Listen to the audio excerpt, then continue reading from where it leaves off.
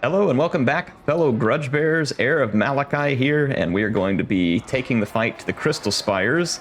Let's go ahead and get this one kicked off. All right, folks, welcome to the battlefield. We'll give you the airship view here.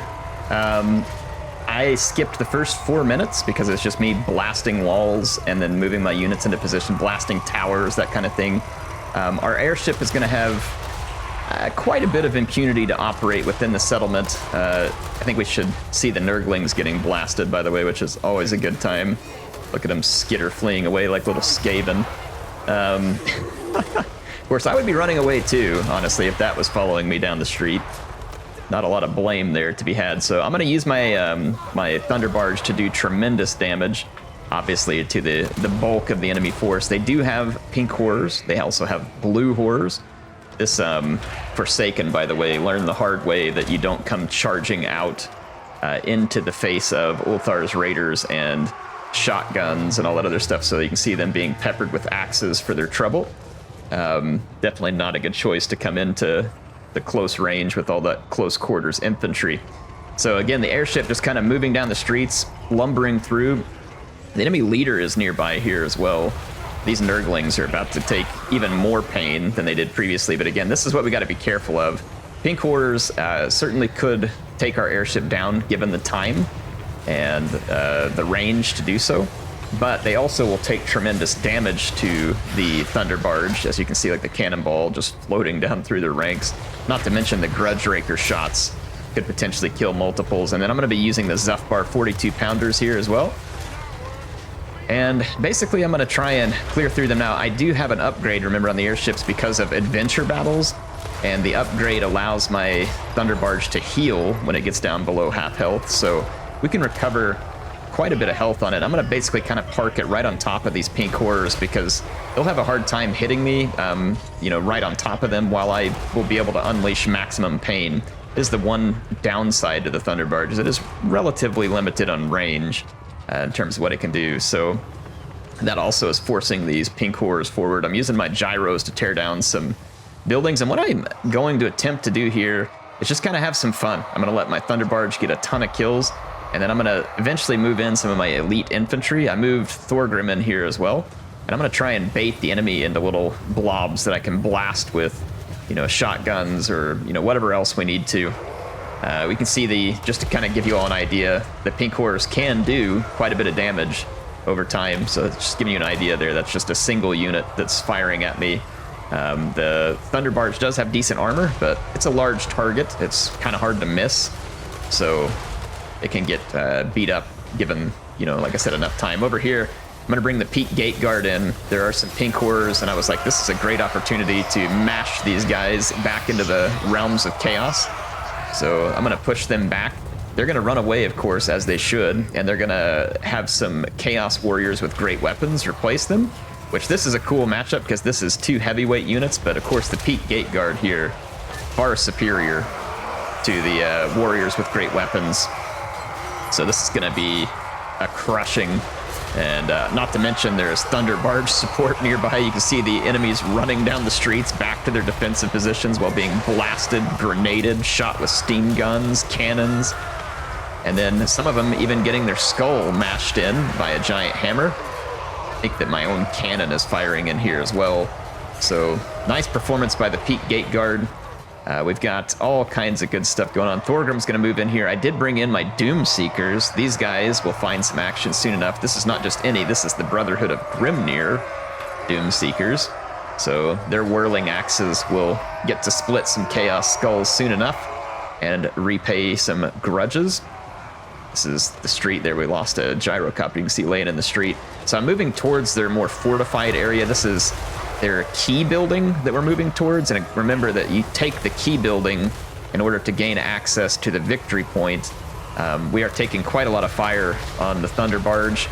Not ideal, but I'm going to just go ahead and push forward for the moment and try and get inside a range and just really start dropping some hot death all over these guys.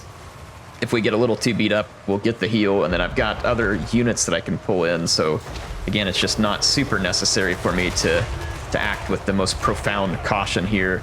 And we all know the Thunderbarge does its best damage when it's kind of parked right on top of its enemies, and so that's exactly what I'm attempting to do here. Just get it right on top of the key units. And I've also got my gyrocopters. Now, there is a tower here, frustrating enough too.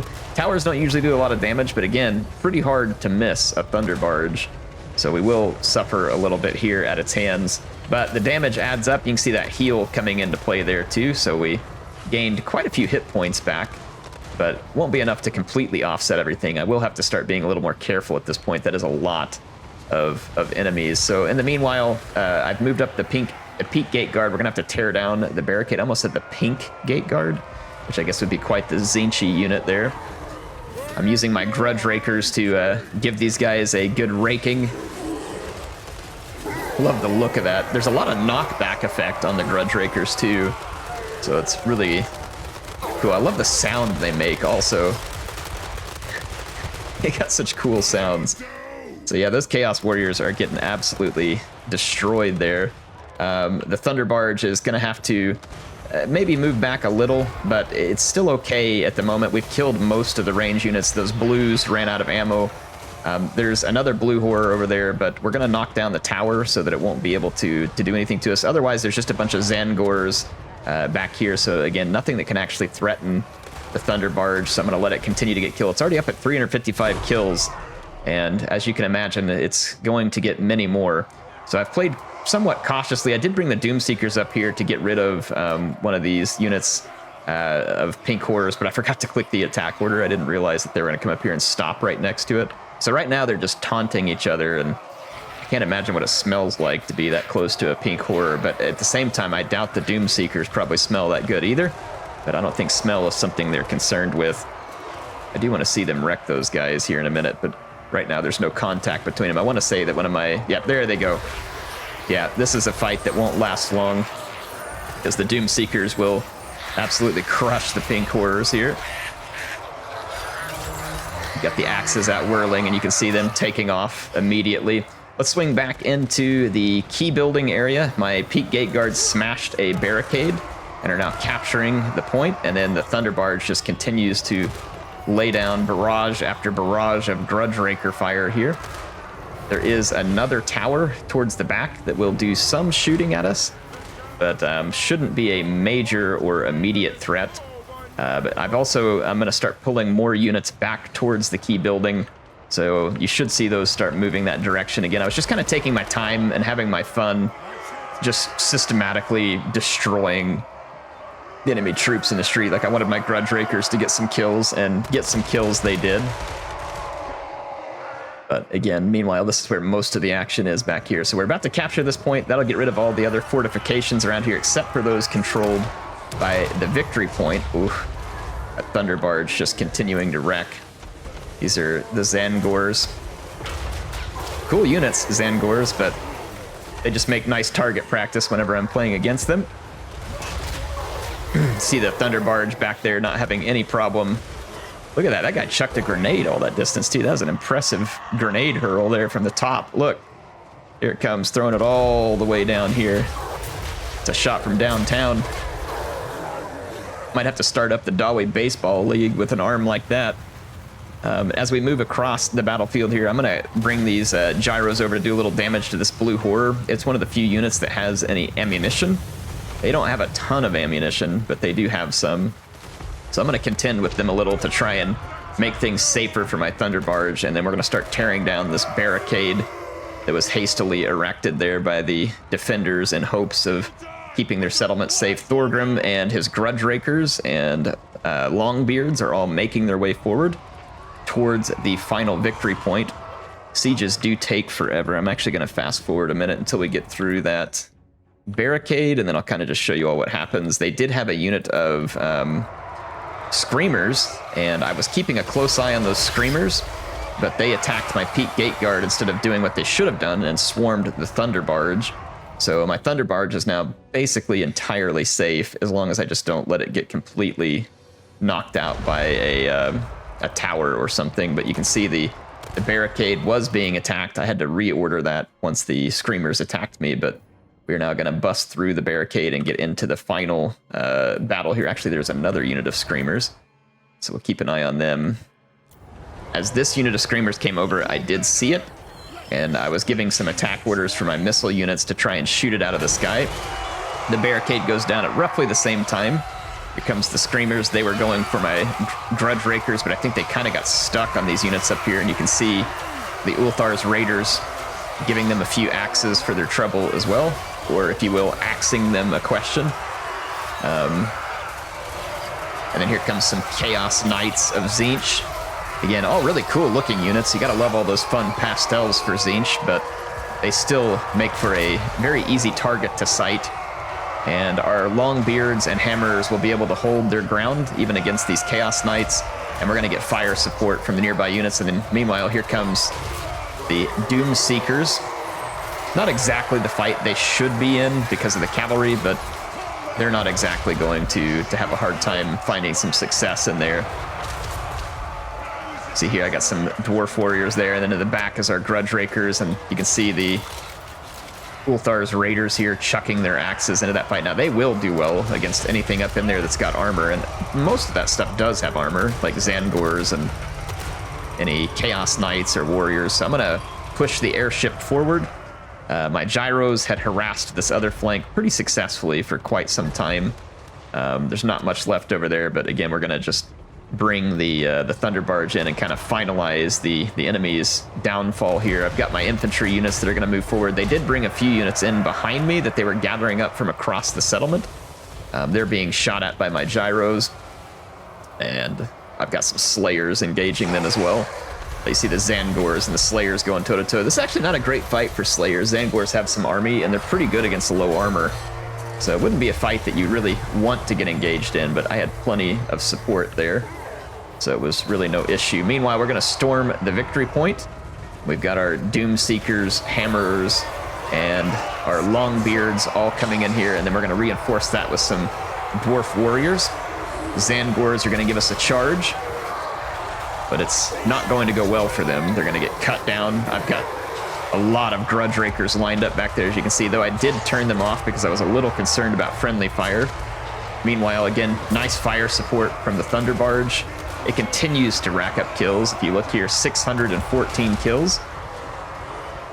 And the enemy is basically fleeing at this point, so I'm going to go ahead and fast forward. There's not a whole lot else left to see. The enemy basically just runs away and gets crushed by the Thunderbarge some more. I saw a lot of targets of opportunity over here, so I moved up on them. The Thunderbarge is going to make it over 700 kills, and we got some gratuitous kills on some of our other units, and a very nice victory at the Crystal Spire, so hope you all enjoyed this one. Well, that's going to be at least a few grudges settled, right? I mean, they took an absolute shellacking there. Hopefully you all enjoyed a few close-ups. Some of you might be saying, Air, you didn't use most of your units. Yeah, I was kind of having fun just letting some of my key units get ludicrous numbers of kills. So it ended up being a pretty good time there. The Peak Gate Guard were doing pretty well too, despite taking some losses. They're a unit that's prone to losses, though, because the AI will throw a lot of things at them. We're going to go ahead and take over the... I mean, I could actually sack the Crystal Spires, but I'm going to go ahead and take over business there. At this point, we need to establish more locations here. That actually came with a tier 3 income building, which won't get us everything because of the debuffs we get here, but it's still kind of nice to have. I'm going to tear down these two buildings. That'll not only give me some money, but let me build something that's going to be a little more useful. So we are in quite the negative here from our Thunderbarge extravagance, and we're going to have to make up for it. So Grombrindle had retaken the temple. Archaon's trying to go behind us to the minor settlements. I know, shocker. Shocker of all shockers. I believe we had our hero walking all the way across the map to join us here. Oh, I think he got stabbed. Or no, did he? I keep getting confused about which campaign it was where my guy got stabbed, like when he got all the way across the map. It was Garagrim, right? No, he's still here. All right, so Garagrim has yet to be stabbed. We will see where he gets to. We're going to take this army further into enemy territory and start earning some money with it, because that's what we need to do at this point, is just really lay waste to our enemies in order to maximize money. Now, thank you for the comments, by the way. Some of you mentioned to me that the reason why my upkeep cost went up is because of the Age of Reckoning effects. See here, it adds 100% for grudge settler units, and so that's going to make them far more expensive. So we did lose some income when we lost that port, but it was not like such a big swing, because remember, it swung like 4,000 gold or something, and it's because we were all the way over here, where we weren't paying that upkeep penalty. In fact, we were paying a 50% reduction in upkeep. So that's what the swing was as we went through the Age of Reckoning. So honestly, the more grudges we settle here, the better, because it will reduce the amount of upkeep we're paying on those grudge settler units. Speaking of settling grudges, Malakai is probably ready for his next fight. Epidemius is here. Tamarkan, he's back for more apparently. The Maggot Lord heals pretty quickly, which is honestly probably thematic for a Nurgle faction. One would think that their ability to survive despite being badly mangled would be renowned. Let's go up here and give them some more mangling. Plus this will give us money when we win the battle. It says that we are going to lose and take high casualties in the process. I highly disagree. And we are going to dish out some painful destruction to the enemies of Grungni. All right. It is time to settle some grudges, folks. My cannons are going to open fire early. They have range across the map. Nurgle is going to be bringing its reinforcements from over on my right flank, their left flank, but they're going to have to worry about my cannons. My cannons are going to be able to cause tremendous damage from range. And so despite having some good units, the forces of Nurgle are going to really have to overcome the range advantage that I have. Now, infantry-wise, they are very dangerous to me. They have a huge horde of infantry that's going to come in, and I think that's probably why the auto-resolve was against us. Probably because of the presence of Tamarkan. They also have that stupid bombardment, which you can see over here. That's the Nurgle diarrhea from the skies, and that is really frustrating. It's like they just kind of get to pick to delete units. If you watch really, really closely, at times you can avoid it, but I was not watching, unfortunately, at that moment. So we'll see how it goes for the rest of the battle. They get 3 uses of that, so it's going to be irritating. Meanwhile, I am shooting Epidemius, who's sitting on his diarrhea throne here. Pretty disgusting, I do say so myself. So all these cannonballs appropriately help him get more regular. And we've got all of his warriors around him. He's got warriors, and I believe he has some Chosen and stuff in there too. They've been making pretty heavy use of Chosen, which are no joke when it comes to infantry, especially for the dwarves, because remember, the dwarves don't do well in just like a head-on infantry slugfest.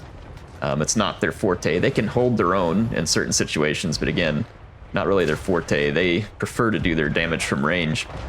And how do you all like being in Nurgle country, by the way? Gross. The heck is this place? Anyway, we've got the Thunderbarge and the Gyros moving up on the flank here. I'm gonna wreck these skin wolves.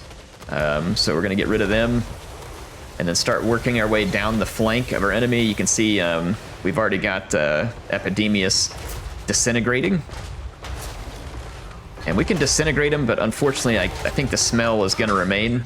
So there he goes. We got rid of his disgusting soiled throne, and the enemy is going to be coming in. The only thing I really need to be careful of here is they're going to have some plague drones and rot flies, I believe, to attack me.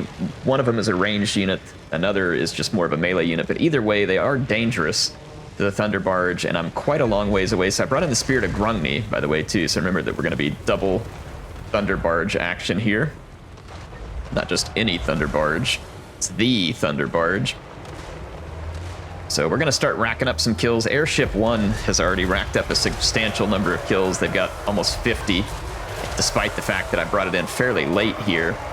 This first unit here is the Plague Drones, and I believe that when they get their other reinforcements, they'll get some Rot Flies in there, if I get their names right. I don't know the Nurgle units very well. You can see that they came straight into melee with me here, and this is actually kind of dangerous. They're armor piercing, and they're frustrating because the Thunderbarge actually isn't great at killing them. So I have to use the gyrocopters. I'm going to try and leave them fixed against one unit and shoot them with another, and see if we can take them down. But remember that demon units don't flee. They fight until they disintegrate, kind of like vampire units. So they're a little bit frustrating in the sense that you got to do that. But we did get a heal on our gyro again. That's an upgrade that we picked up. in Malakai's adventures. So that plague drone unit is very low, but this is the reason why it was predicting us to lose the battle. There is a huge bunch of reinforcements coming in, tons of plague bearers and exalted plague bearers, some more heavy infantry, Tamarkan, the Maggotkin himself, pox riders, plague toads. Like, we've got all the gross stuff coming, and then he's got some heroes in his army too. You can see a cultist here. I believe that's an exalted, or no, it's a chaos lord of Nurgle, a cultist of Nurgle. And then let's see, Tamarkan is somewhere around here as well, or they may not have all the units. Oh no, he's all the way over here. So Tamarkan has already worked his way across the battlefield. He's also got Kazakh the Befouled, or however you say it, Kazakh the Befouled, I don't know. We stole his Toad Dragon, thank goodness, back when the glitch was still around, so that's always nice. I do have a few of those flies attacking the airship. There's another one that's in position to use their missile attacks on it, which will be pretty effective, because when it poisons the airship, it becomes very slow, and those are armor piercing. So I'm going to use my cannons to try and pull it down. But I'm intentionally positioning the Spirit of Grungni here to try and get a lot of kills. Meanwhile, Airship 1's going to kind of fall back to my left flank and be prepared to support there. My cannons start to land shots on these disgusting...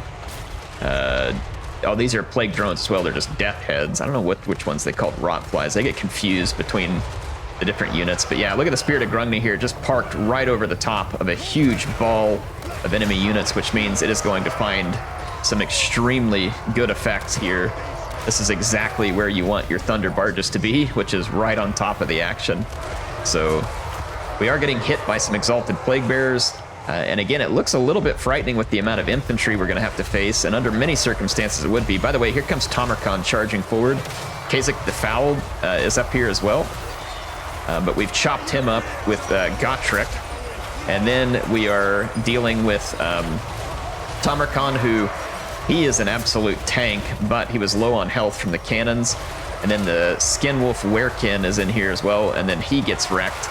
So we were able to cut down the enemy heroes, which is good, because we now have a huge number of enemy infantry moving up. So I'm going to switch into Grape Shot, and we're going to use the Grape Shot to start really shredding this infantry line. And Grape Shot is perfect for this. You do the range damage. When the expensive infantry or just big ball of infantry gets close, you just unleash the Grape Shot and watch the enemy get completely shredded. So I mean, Grape Shot is such a cool addition to the game. I love it for the cannons. It has been so much fun to use in campaign, and gives the cannons so much more purpose and fun in the way that you use them. But you can see that we've killed hundreds and hundreds of Nurgle's infantry there on approach, plus they've lost their leaders. Now they are making a pretty good play towards my flank here with some Skin Wolves. I do have my Doom Seekers out here to help hold up this flank, and I've got more Slayer Pirates that are pushing over to help reinforce that as well. These guys are going to come in. So I do like Slayer Pirates on the flank. They're kind of a fun dual purpose. They're not quite as good against large, but their range gives them some good functionality against stuff like Marauder Horsemen and other short range infantry, maybe even greenskin light cavalry, stuff like that. But yeah, the Thunderbarges just stayed parked right on top of the action, and check out the kills. 216 on the Spirit of Grungni, 292 on Airship 1, and then our cannons are also laying into them. 200 kills on that cannon, 154. That other one only has 37, but I'm sure it's done a ton of damage to single entity targets or low entity targets. But yeah, you can see Nurgle had the numbers here, which is why the auto-resolve said what it did. But numbers are not, they lost their leaders, and then they just started taking egregious casualties as they closed the gap. You can look over here and see the body count on the floor. I mean, this was a kill box indeed. And then the airships just sat there and added to that. So this is going to be an excellent victory for us, and Malakai will be able to further continue the destruction of the Maggot Lord.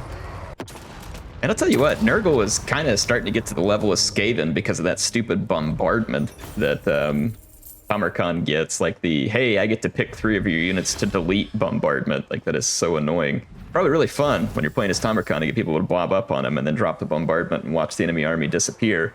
But man, it's annoying when you're playing against it. Now, fortunately for me, my units are just as obnoxious, if not more obnoxious. So it works out good in my favor. As you saw here, the Airship 1 doing its standard cleanup duty there, 6,041 gold value. Hard to know what the other Spirit of Grungni did, but our cannons, look at that, 4,000, 3478. Like, I mean, it is insane. Like, the cannon's grape shot too is so good for cleaning up gigantic blobs of infantry, which would have been dangerous to the dwarves previously, because you don't want to end up in those big blob infantry fights, but we just don't have to worry about it. I'm going to take the replenishment because we did take some damage. We are deep in enemy territory, but we caused such tremendous damage to our enemies. I'm going to actually just go into the airship here and we'll replenish and then knock them out. But we earned some good cash there, and of course we took out Tamarkan and Epidemius yet again. I mean, I don't know how many times we're going to end up taking those guys out, but apparently there is no number that is enough times. Let's see here. Is this the one? Yeah, it helps against greenskins more. Just trying to think if there's anything else I can do. Let's go ahead and throw that one on there just because we can. Oh, no, hang on. We want the Mentor. Mentor is important because it'll level up our... This would help some of my dwarf warriors, but I could swap those guys out on her. Honestly, we could swap them out for hammer. Well, I mean, this one's good for long beards as well. Oh, it's tough. I kind of want both, I think, eventually. Let's take a look at Gotrek here. We're just finishing off all of his slaying skills, which are many. Walls, boost income. Let's see. A lot of these don't matter a ton which one we're picking at this point, because I feel like we've gotten the more important ones kind of right off the bat, but that's okay. You know, we'll take everything we can get here. All right, with Thorgrim, we've got Axe Lord and Thunderer. We honestly probably want Tactician because that buff to cannons is pretty amazing. We've got the Grudge Against Chaos as well. So if we go to Ancient Bloodline, Control and Growth, Elite Enforcer, Fire Support, Oath Gold, High King. High King is kind of good. Definitely not a bad one to get to. And I think I will go to it, but I think for now I'm going to put my skill points here. Thorgrim's skills are not terrible, but they're not near as exciting as a lot of his dwarf kin are, but they're certainly better than what they used to be. They got improved, I think, over the years in patches, so that was certainly helpful. Let's see what else we want to do here. Sapper, probably. And with Grombrindle, he is always angry. We finished up that one. Let's do Rally so that we can do the top tier upgrades there. Yeah, let's do that. Custom maintenance here. There we go. All right, think we are good. It says we have buildings available, which we certainly can in our airship. However, they're just not that important at the moment. We can upgrade outpost. Again, not an important money spend at the moment. So I think what I'm going to do is just make sure I don't have any more armies that can move. If there are some really critical buildings that I feel like building, I will, but I don't really think that's the case. I mean, we are cutting a swath deep into enemy territory here, and although they have a few annoying things behind us, they are in some pretty big trouble as a general rule here. I think I might just do this control and corruption thing because we're struggling a little bit here. I don't know, though. It'd be good to get the extra tradable resources and stuff, too. Let's go ahead and end our turn. Bull took his army and went to another spot to attack us. We're not going to be able to stop that one either, so he's going to continue to cause problems behind us, but I've got an army there, so he's not going to succeed for long. And you can see it doesn't really have that big of an impact. I mean, if anything, he's just generating more grudges for us to use against him, which I appreciate that. That's very kind of him. It is annoying that I'm going to have to rebuild things. I'm going to sneak up on him here so he doesn't just take off running, and hopefully we'll actually be able to destroy him here. And then meanwhile, deep behind enemy lines, let's see, Thorgrim is going to be, he's going to be struggling to replenish back here. If we, however, put some of these different buildings in back here, we can help control and decrease corruption. while also making a little bit of cash, but we can't really afford to sit around. I think we're going to have to be in an encamped stance to even attempt to replenish, and our replenishment is going to be slow because it's just going to be poor in general back here. It kind of sucks because our airship is in bad shape, but we can deal with that as needed. Let's see, we do have the double airship army here, and Naglfari Plain is looking like a potential target. We're going to need to continue to bring Garagrim as quick as he can follow through here. Some of the places we can actually go quicker than him because we're moving underground, so that is a little unfortunate for us. I really want more Oath Gold generated too, but I am limited on cash at the moment because we're bleeding cash every turn, which does suck. Let's go take a look, see if there's any more like trade agreements. Yep, Wissenlin wants a trade agreement that ought to be pretty lucrative, a defensive alliance as well. There we go. Let's see what that did in terms of proving things here. So I didn't actually do hardly anything to our trade income. That's rather strange. I guess maybe it's just because it's spreading the same trade goods across more trade partners, so it doesn't really increase the money potentially. So yeah, that could be the case there. I am remiss to spend extra money at Howling Citadel because it's likely to be taken. I do believe, though, that for the rest of this turn... Hang on, do we have movement points? We do. Yeah, we have movement points here. We should... Oh, we have movements. Yeah, this is the last one that we have movement points on. Okay, let's go ahead and hit the plains of Zanbijin. However we want to say that. I'm going to go ahead and auto-resolve this. No real need to fight that one. So we got rid of them. And we're going to... Oh, man. That is some delicious sacking that we can do there. However, I could occupy it. I'm going to have more building slots available. I'm going to go ahead and do that. Wow. Yeah, and that paid off because our income just shot up some. But I think it's actually because the Age of Reckoning took place here. So that cut out a ton of that extra upkeep that we were paying. We did get some help from a building here. We picked up 394 income from that building. We picked up 8 more kegs of dwarf beer here. So all those things were good. This one, what, drops corruption? Stops plagues from spreading. Well, it's too late to stop this plague from spreading. It's already on us. I think I'm going to tear that building down and build a proper defensive structure. We've got an Oath Gold, or actually we don't have an Oath Gold building because we built this one. I'm actually thinking I may tear that one down and build the Oath Gold building instead, because it will provide us a little income, but also the Oath Gold. Research rates, heat capacity.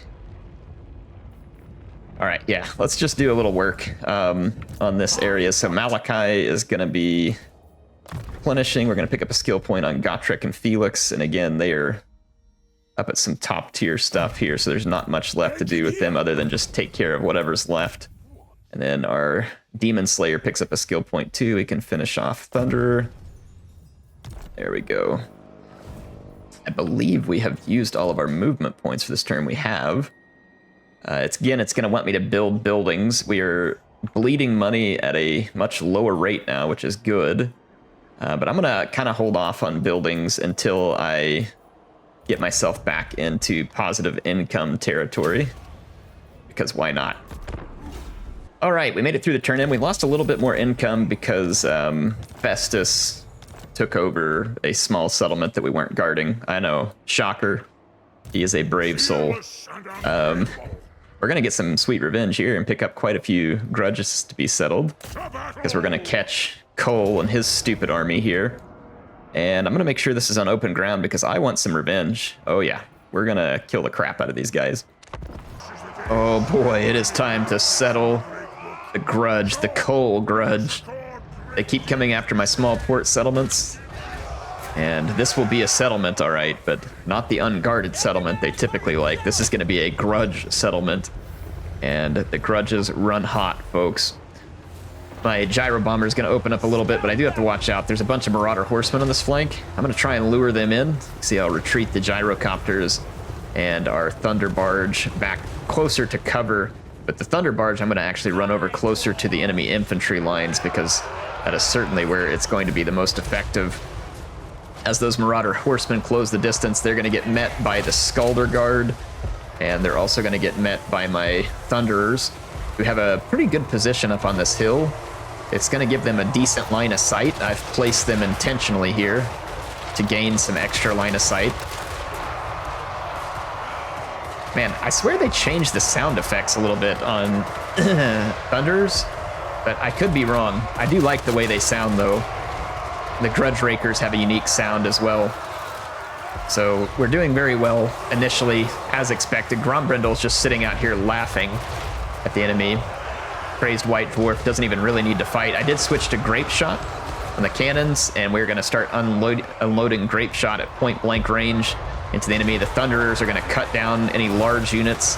And then on the flank here, these 2 units of Skin Wolves tried to get past me, but they're met by a Slayer.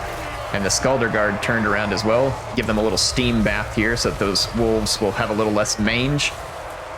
And again, the cannons just able to use the Grape Shot effectively. A couple of wolves made it through to kind of disrupt them, but wasn't enough to stop them. Look at all the spears and stuff sticking in the Thunderbarge. Gotta love it.